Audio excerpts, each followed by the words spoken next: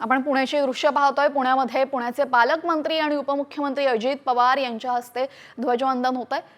आज 26 जानेवारी देशाचा 76वा प्रजासत्ताक दिवस। विविध राज्यांमध्ये त्या पालकमंत्र्यांच्या हस्ते ध्वजवंदन ध्वजारोहण होतं आणि आता पुण्याचे हे दृश्य आपण पाहतोय। पुण्यामध्ये उपमुख्यमंत्री आणि पुण्याचे पालकमंत्री अजित पवार यांच्या हस्ते ध्वजवंदन होतानाची चित्र आपण पाहतोय।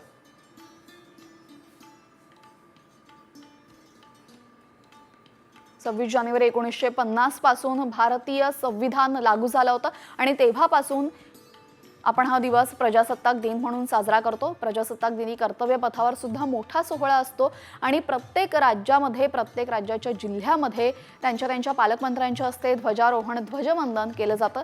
दरम्यान पुण्यातली ही दृश्य पुण्यामध्ये अजित पवारांच्या हस्ते ध्वजवंदन झालेलं आहे। काही वेळापूर्वीच वर्षा बंगल्यावरची वर्षा निवासस्थानावरची दृश्य आपण पाहिली। वर्षा निवासस्थानावर मुख्यमंत्री देवेंद्र फडणवीस यांच्या हस्ते ध्वजवंदन करण्यात आलं होतं। तर आता ही पुण्यातली दृश्य आपण पाहतोय। पुण्यामध्ये उपमुख्यमंत्री आणि पुण्याचे पालकमंत्री अजित पवार यांच्या हस्ते ध्वजवंदन करण्यात आलेलं आहे। दरम्यान दुसऱ्या बाजूला आपण पाहतोय, दुसऱ्या बाजूला चंद्रशेखर बावनकुळे यांच्या हस्ते ध्वजवंदन करण्यात आलेलं आहे। पुण्यामध्ये अजित पवारांकडनं तर नागपूरमध्ये नागपूरचे पालकमंत्री चंद्रशेखर बावनकुळे यांच्या हस्ते ध्वजवंदन करण्यात आलेलं आहे। अगदी काही वेळापूर्वीच मुंबईमधील वर्षा निवासस्थानी मुख्यमंत्री देवेंद्र फडणवीसांच्या हस्ते ध्वजवंदन करण्यात आलं।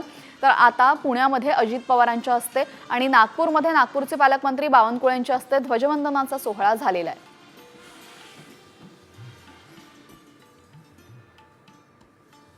तर उपमुख्यमंत्री एकनाथ शिंदे यांच्या हस्ते ध्वजवंदन झालेलं आहे। ठाण्यामधली दृश्य आपण पाहतोय। ठाण्यामध्ये उपमुख्यमंत्री एकनाथ शिंदे, ठाण्याचे पालकमंत्री एकनाथ शिंदे यांच्या हस्ते ध्वजवंदन अखेर झालेलं आहे।